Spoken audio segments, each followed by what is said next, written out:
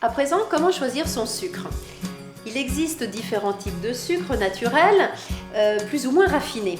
Le plus connu est le sucre issu de la betterave sucrière, qui est un sucre forcément raffiné, donc blanc, qu'on appelle aussi saccharose. Il y a ensuite le sucre de canne, que vous avez sous différentes versions. J'en ai pris deux ici, le sucre blond de canne.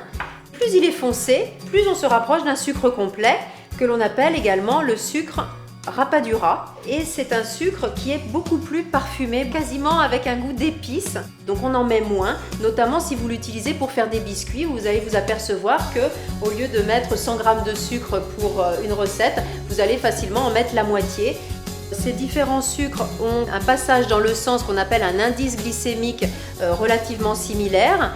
Sur une échelle de 0 à 100, ça reste des sucres rapides, donc on est à 70, d'où l'intérêt de ne pas manger du sucre isolé, notamment dans un laitage ou dans une boisson, avec ce type de sucre, parce que du coup, on a un risque de montée rapide de la glycémie, puis d'une chute rapide, et ensuite d'avoir envie de remanger du sucre. Donc je préfère les sucres de canne, qui n'ont pas forcément de vertus nutritives plus intéressantes, mais qui sont plus naturelles.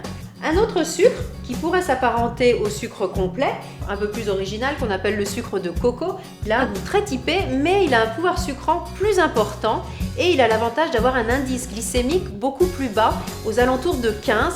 C'est un sucre qui n'aura pas d'impact ni pour les personnes qui ont du diabète, ni pour ceux qui font attention à ne pas grignoter, puisque on le sait, à chaque fois que la glycémie monte, elle redescend, et quand elle redescend, on a à nouveau faim. Donc c'est vrai que ça peut être intéressant d'utiliser ce sucre de coco, qui reste néanmoins un sucre un peu cher quand même.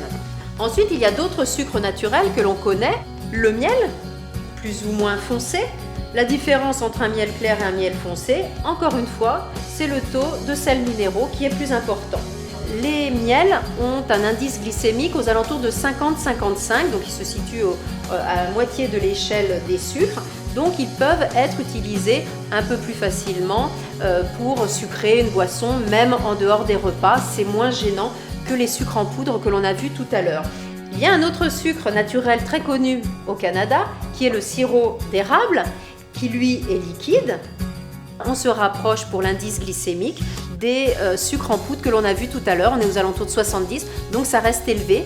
Attention en dehors des repas à ne pas sucrer avec celui-ci, puisqu'il passe vite dans le sang. Donc ça reste un sucre occasionnel. Et puis le sirop d'agave, qui commence à être plus connu, qui est issu d'un cactus d'Amérique du Sud. Il a un goût plus neutre que le sirop d'érable, donc plus passe-partout, et il a surtout un indice glycémique comme la poudre de coco qui est très bas, aux alentours de 15. Donc c'est vrai qu'on a tendance à le recommander pour les gens qui surveillent leur poids, parce que du coup ils vont en utiliser mais sans incidence sur leur glycémie. On va le recommander aux gens qui ont du diabète. Donc voilà de quoi diversifier les sucres naturels pour votre plus grand plaisir, sans en abuser bien sûr.